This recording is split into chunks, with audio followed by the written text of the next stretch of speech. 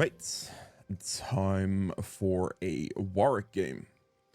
In this one, I'll be playing against a Nocturne here. This is going to be a low ELO game. I will show you a very simple, easy to replicate strategy if you're struggling in low ratings. This is like up to like gold essentially. This strategy can work really well for you. It is a very simple one to replicate. It's just basic concepts. Okay, this is a strange invade. It's fine. Just place the ward, reset. Always try to, you know, put the ward on the other side you're not going to start on is a big thing here. This just makes defensive very easy. Like, if they're going to try to go for an invade, you'll see it. If not, then that's fine. Now, what I would recommend for most cases, in case you're wondering where should I start my clear, there's obviously variation to this, but generally speaking, if you start your clear on top side, you will be fine. So, in doubt, start top side clear towards bot. Best thing you can do. My team is going for a heavy fight situation, and that's okay. Gonna ignore it all.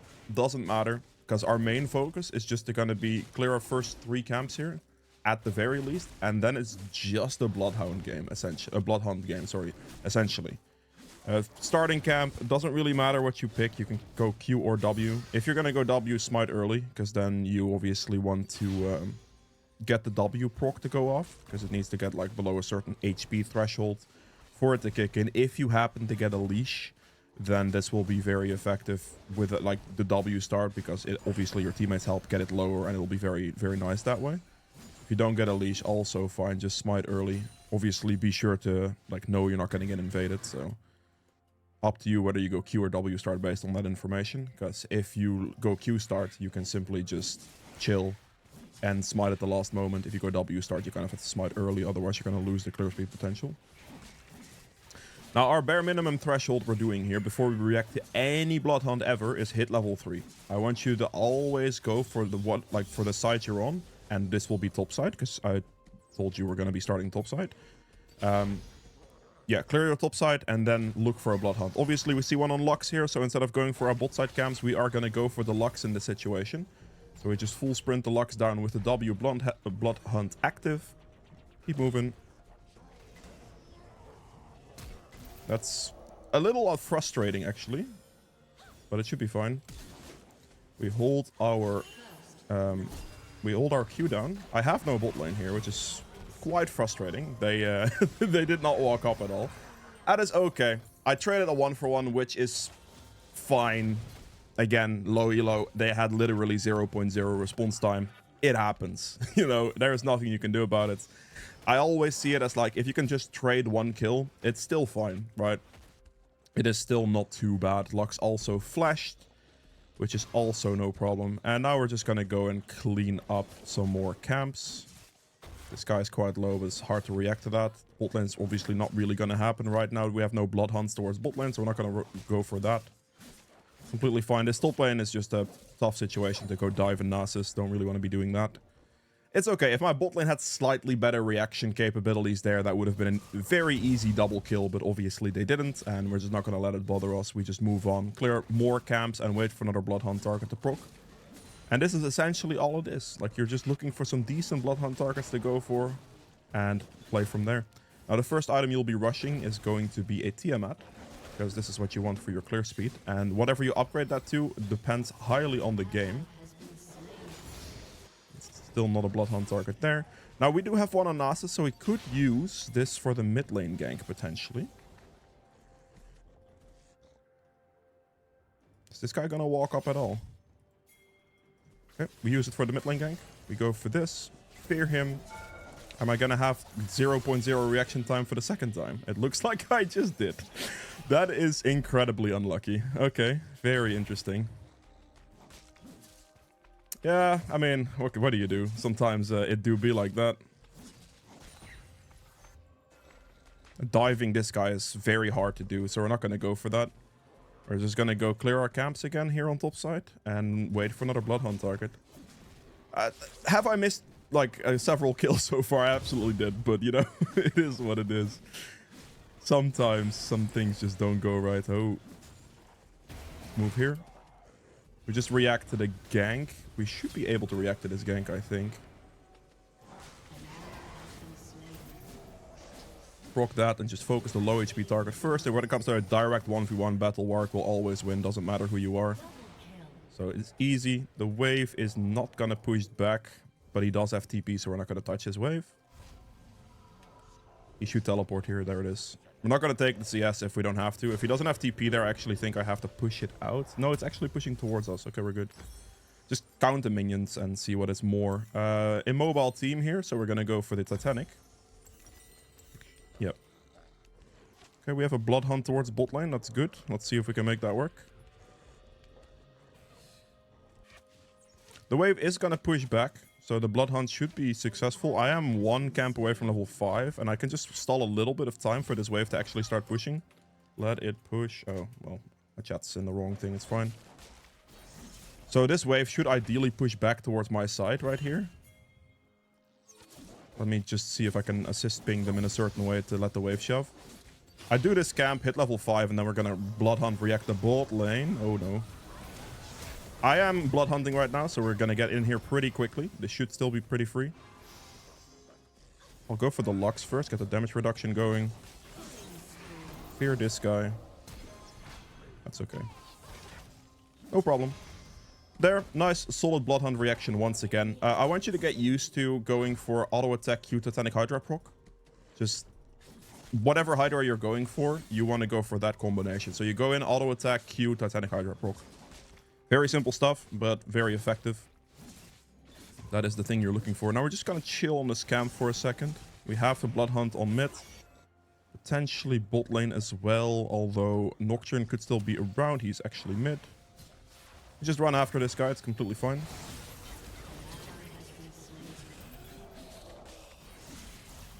I don't know if I can do this actually. It depends on Veigar entirely. Start hitting. Oh, he has his ult. Yeah, that's the one thing that I was like not sure about. Because if he doesn't have ult, he'll never kill me. But if he has ult, he executes me at any point. So that's a bit unlucky that he didn't have the ult for the Yone there. That's fine. All right, not too bad.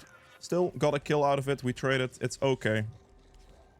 Right here, we go Titanic Hydra. We go Titanic Hydra in this game because they're not mobile. They're very immobile. None of these champions have like any good mobility. So for that reason, we are instantly going to go for Titanic. If they have mobility, so a lot of dashes or whatever, then you're going to go Stride Breaker as your Titanic up or as your Hydra upgrade. We're doing this camp to hit level 6, so we can go mid lane respond here.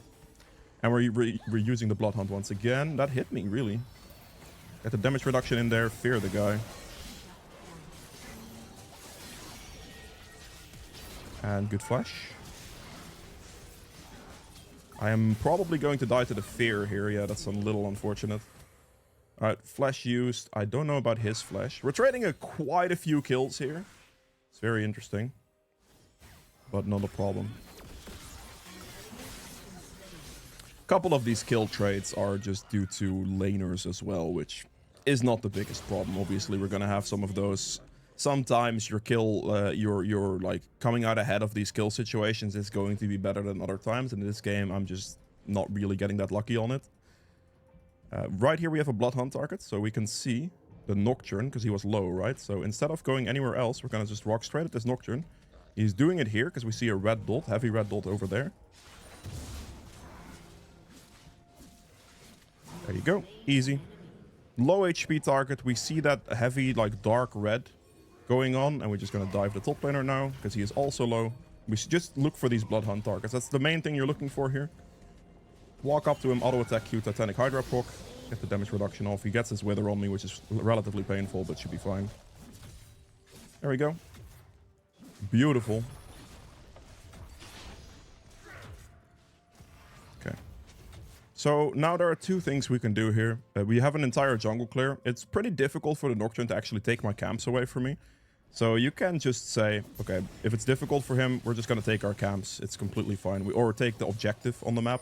In this case, okay, that's a little bit frustrating again. I'm probably not going to get a response from my Mordekaiser at all today. Oh my, okay. Respectable. Absolutely respectable. I Q'd him and then he spell shielded my Q, which was a problem. This is slight, like, lane reaction speed things. Also, Nocturne is a pretty tough one with his fear into the spell shield for me to, like, get every single time, but it's okay. It's good that you see it go wrong a little bit, I think. It's very important. It's not a problem. We have got a Bloodhound target going, so we are just full sending into bot lane. We have an entire jungle clear up, but again, if you can get a kill, like, just get a kill. It's completely fine. Because, like, this Bloodhound situation, very, very good. We see if we can ping, like, 35 times. Maybe then they react. Good. Beautiful. My Sona is level 6 and didn't put a level in her ultimate, by the way. Oh, no. Okay, well. Right, in this situation... Oh, okay, well, he does show up. Just give me this, thank you. The thing here is I can win this, like straight up win this, but I kind of depend a little bit on my laners. Just auto attack battle him, and we'll walk away. I want you to know that Warwick, when it comes to healing with Warwick, he's very strong when you just keep auto attacking. Like if you can keep the auto attacks going, your healing is going to keep going. So if you're going to go for a straight melee battle, which is usually what happens, they won't kite you in low elos, which is kind of nice. You can just stand there and hit him. Now, obviously, Nocturne Fear and Nocturne Spell Shield makes it slightly more difficult. Like, he's one of the only champions that has, like, a decent chance at beating you in a 1v1 because of that. But, yeah. 9 kills, absolutely great. Like, that's just very, very good. And all I have done is react to Bloodhound situations. That's literally it. There's no Bloodhound situations going on right now, so we just have the time to actually clear our camps at the moment. There has been a lot of Bloodhound situations going on. There's usually, like, not as many, but in this game there is, so that's okay. We've got a couple of deaths in this situation as well, but that's also not really a problem. Sometimes things just do not go your way, and that's fine. As long as you can trade at least 1 for 1, you'll be okay. I want you to also note that, like, it's better to overcommit to a play a lot of the times than not commit to a play whatsoever, because this will learn or teach you how far Warwick can actually go, because it's usually a lot farther than you might expect, like, him to be able to go. It looks like they're doing Dragon, not a problem. And there actually might not be.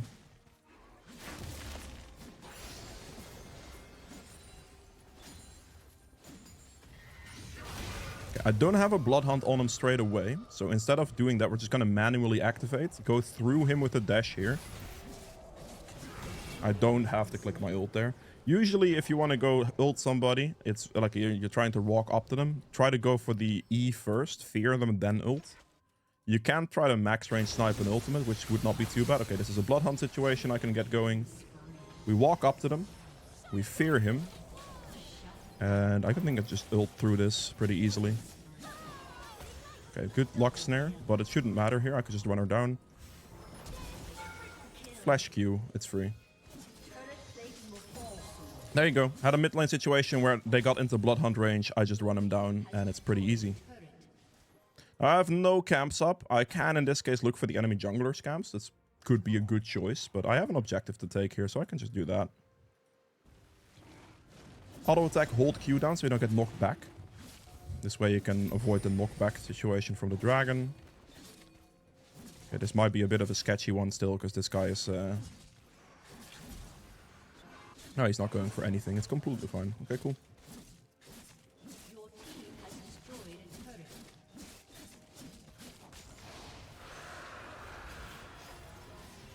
Get the dragon down. If you're wondering why I don't smite dragon there, is no one could steal it from me. And I'd rather, like, at that point get the smite on the scuttle here, for example, because that's something they can steal from me. Now, I have 3.8k gold, so I really should take a recall right now. Let's just do that right away. They have a lot of CC, so we're going to go for Merc Trats here, and then we'll build an extra health crystal for now. So, boots-wise, it's just Mercs or Steel Caps usually. You can also go Swifties if you want to, but Mercs or Steel Caps are usually a good default. Again, Titanic Hydra against very immobile stuff that you can just get hits off on. These very immobile team, so I can. Otherwise, you go for Stridebreaker, and then Blade of the Rune King second, pretty much always, is just the way to go. Now, from this point forward, there are several items I could build. I could look for Sterax, I could look for Thornmill, Spirit Visage.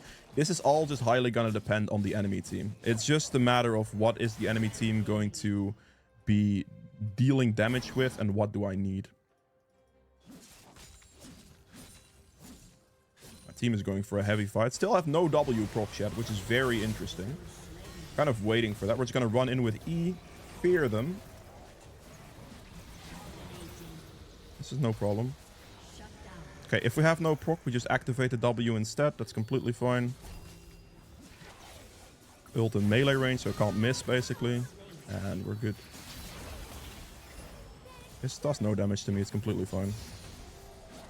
I was kind of just like shoving mid, waiting for any proc to happen, but it just never did. So my team was not able to do any good damage to any target, which is interesting. However, if that happens, like at the end there of the fight, you saw it, right? Like I just went for it anyway. I just manually activated it instead. And I still got the target towards it, which is good.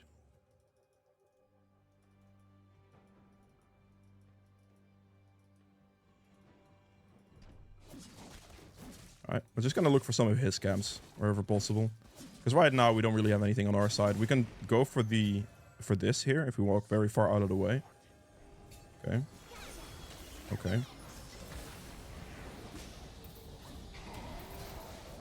Okay, just hit the plant and leave. That's fine. Not too worried about it.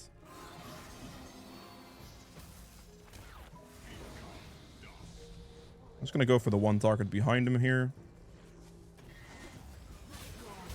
There we go. Get the damage reduction going. Oh, this is a little bit painful. the execute from the Vigar. Yeah, okay, cool. It was a bit frustrating because I got locked in the Vigar box, so I couldn't kite away from it. And then because the moment I get low HP, like Warwick will become very, very strong. But in this case, I have to actually deal with an execute ult. And Vigar's execute ult, like Garen ult as well, for example, right? Those are really frustrating as a champion for Warwick. So what I'm going to do is I'm actually going to go Sterax. Because then what happens in those low HP situations is I'm able to get the shield and I'm able to play in those low HP situations. Also, the extra 20% tenacity in this game is probably going to be pretty nice because they do have a large amount of CC. But because of the execute ultimate on top of it, because I already have tenacity boots, right? But because of the execute ultimate, I'm going to actually shield myself on low HP so I don't have to deal with an execute ultimate. That is going to hurt me that badly. So we're going to go Sterax next in this situation. Now here again, you can just relax, honestly. Like, at this point, you can walk forward with your team, press into the enemy jungle. That's all nice and dandy. But Warwick is just, like, a bit different with his Bloodhound, as I said. Just react to it. If your team is going to go for a fight, you can easily react to it and get there very, very quickly. So don't stress it too much. If you just want to farm your camps a little bit, absolutely can. Just farm your camps a little bit. I'm just sticking to, like, the basic rule of, do I have a Bloodhound, yes or no? And based on that, we either farm or go for something. I can walk for my topside camps here, but we do see a bit of aggression here. So if we walk a little close to him, there might be a chance we get some type of proc. Okay, that's a spicy flash. Okay, manually activated here. Ult through the Vigar wall. There you go.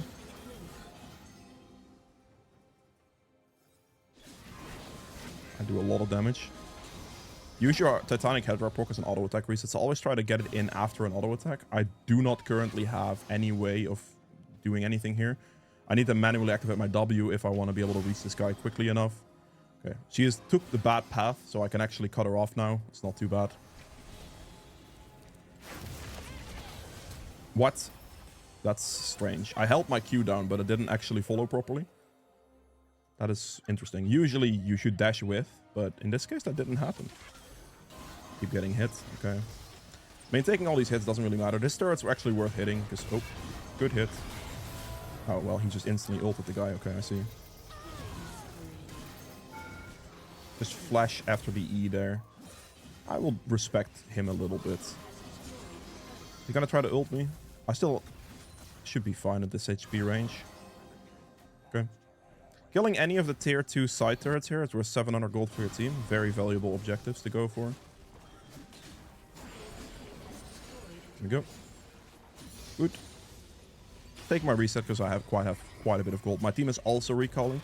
If you want to know, like, later in the game when you should recall, try to just recall with your team. Usually a very good way to go. Now right here, we have done this. We are just going to look for like 2 tank items at the end here as well.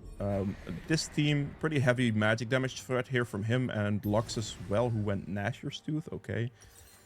So, I mean, there's quite a bit of magic damage. Also, the ultimate from this guy does magic damage. So we're just going to go Spirit Visage. Spirit Visage is just a very solid magic resist item on Warwick. It's the one I'd recommend defaulting to because of the healing increase.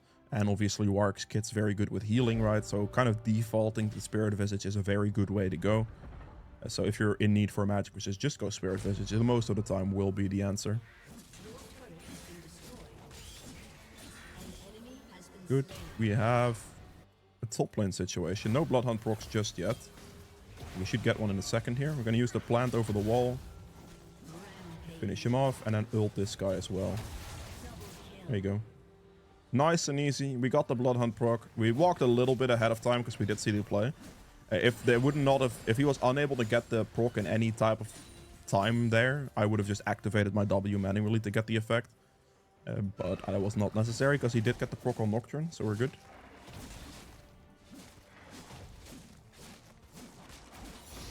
There we go. Team is pushing very far forward here. So in this case, instead of going here, I'm just going to go walk forward into this jungle. This puts me closer to my team if they are going to get me a proc or not. Or I can just walk into W activation range potentially. I do get the proc here. We're going to wait a little bit in this scenario. And abuse the movement speed now potentially. Towards the Lux here, of course. Dash through and then fear the team. I should be able to tank quite a bit of damage here. I'm not too worried about things. Follow up, maybe not the best, but that's okay. Okay, nothing else going on. It's completely fine. We don't have ult right now. What we do know is that Nocturne's camps are up, and right now we can be relatively close to like my team because they're still pushing forward. If I see a good reaction to like a Bloodhunt, I can go for it. Otherwise, I'm just gonna check all of his camps real quick and see if I can deny the enemy jungler some of those, so I can keep expanding my CS lead. Not got hit by that. No, I mean I could go in, but like this is gonna be a pretty rough one. We have a Yone in base. My team is really like dying one by one. We're not gonna try to go for something desperate. Okay, that's interesting. Manually activate because we kind of have to. I got stunned there. Damage reduction shield. I don't think I survived this. I definitely do not. Alright. The darkness kind of blinded me there. I thought I could maybe go for something. Couldn't really. It's okay. I saw like a TP come in and then the darkness, and then I already committed to the play, and it wasn't really gonna happen. It happens. I made a mistake. Look, I looked at the situation. What I initially expected was just wrong, and that's completely fine. We just die. We go again. I have no real threat as well because this is low elo of them actually doing a good objective. They might actually be doing Baron here. There's a small chance they could be. But usually they actually end up not doing it, so it'll be interesting to see if they do. Again, not worried about it. It's okay. We do have Bloodhunts going on. Okay. They're just all bot lane, no Baron done. Fair enough. Easy. Now, they probably should have Baron there, to be fair, because they did win the fight pretty convincingly. Like, we got caught one by one, including myself. Eh. What do you do? They didn't do anything about it, so we're chilling. Let's clear some of this. He is backing. I also want to look to recall soon to get my Spirit Visage, which would be very nice.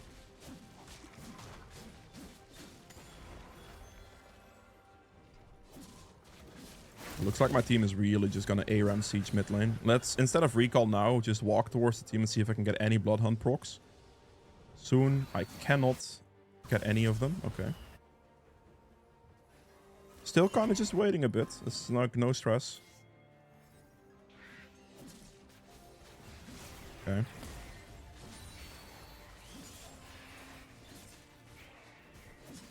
Don't like try to overcommit. There's no need for that. You can just relax.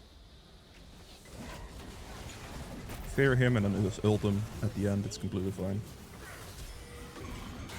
Okay, not bad. That works. Good engage from Yone. Just kind of waiting for an opening here. And manually activate since we're not going to get a proper activation out of it. I have to flash through Vigar Cage there, unfortunately.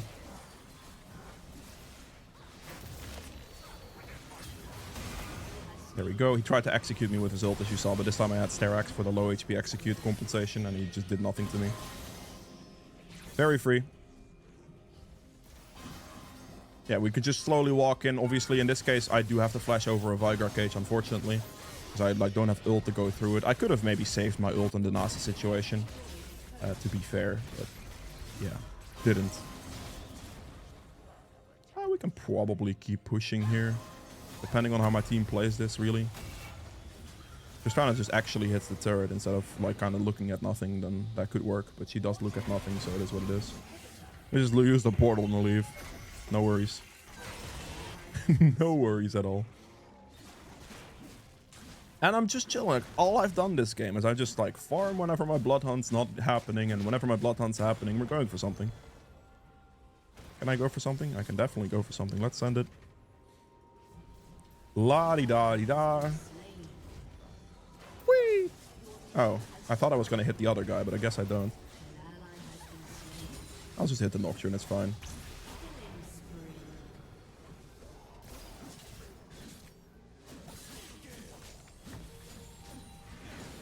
And is this guy gonna like abandon me or help me? What do you think? Oh, he's abandoning me. Just a little unlucky. Like, what do you? Oh, you know, unlucky. I mean, if he would just like kind of slightly help me, like okay, the problem here is that we're having is this CC combination they have is quite frustrating for me right now, right? Like, I either get like Nasus Withered, Vigor Case, and I just have a lack of being able to like run around in the fight. If my team doesn't want to like help me out with like direct hits because he was kind of just looking at me the entire time, then yeah, sometimes I will get killed. My Sterak's, I believe, was still on cooldown there as well, so that didn't help. Very interesting. No problem, though. No problem. Alright, I just need an armor item. Really, I'm taking quite a large amount of physical damage. I don't have too much armor right now, obviously. Great armor item here would probably be the Thornmail. Nasus has quite a lot of healing. Nocturne has quite a decent amount of healing. So the Thornmail reflect damage is also going to be nice. Grievous wounds from it. I'm just going to wait for the gold for it before we leave. Good. Okay. Just going to use the portal to get out of the base a little bit faster and see if we get any Bloodhound procs coming up. We do not, so we're just going to manually activate for now. Gonna loop around. Not going to ult here because I don't have to. Okay, I'm actually going to ult the Vigor there because he is going to be real annoying with his cage in a later fight situation if I don't just ult him straight away. Gonna direct auto attack battle that guy as well, and then we're just gonna chase this Ashe. My W should easily allow me to get Ashe, which is pretty free. Gonna hit the Nocturne first, that's fine. Get the damage reduction up, just leave it up. Okay, we need to manually activate because she is not within proc range. Good flash, but I don't think it really matters. Does it? Okay, she has enough distance, it's fair. If the dude didn't like ult them backwards, I probably would have killed both of them, but you know, what do you do? Alright. Vigor is going to be very low respawn time, so defending double turret should be pretty easy. We do have 2 objectives up on the map right now, so I'm just going to do those instead. Why do you... Wait, she wanted me to push that. Okay, interesting. It would have been pushable if the Tristana didn't ult the Lux away, because then they could have died without, like, the Vigor respawn would have taken enough time to where we could maybe get like 1 turret, basically. But the second like that Lux survives, actually defending double turrets becomes relatively easy. So I'm not going to overextend for anything. Right here, I do want to look for the Baron. I'm also kind of capped out on items, which is a bit unfortunate right now, because now that kind of means my scaling slightly stops, right? So that's something to think about. We just want to do the objectives here. To end the game, you want to try to get objectives. We don't want to like endlessly siege fights. You just want to see if you can get an objective done here or not. Like, where is this guy going? I'm just going to start it. They'll show up eventually, surely. Maybe it takes me 35 years to do it by myself, but like, let's just pray that my team is not going to AFK everywhere. As Warwick, I can tank this forever, so I'm not too concerned about it. It's just like my damage gets cut in half because of this debuff right here, so this is just going to take me a long time to get. I just need my team to actually show up for stuff.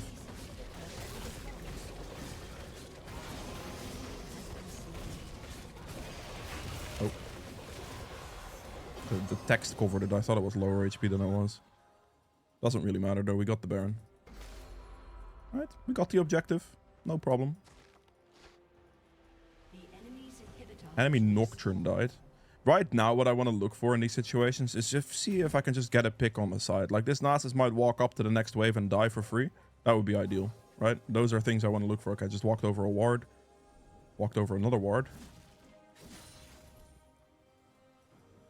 Yeah, trying to close out games. The enemy is going to obviously want to try to, like, maybe group up. And you don't really want to group and siege like that. You want to use your Baron on sidelines, like... Triss is going top. I'm going bot. Mordekaiser is mid. And if they engage a fight anywhere, we just hit the turret on the other side. And this way we can break their base open, which is quite nice. Prioritize hitting the turret.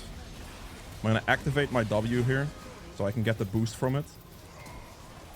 Gonna go for the squishy target first.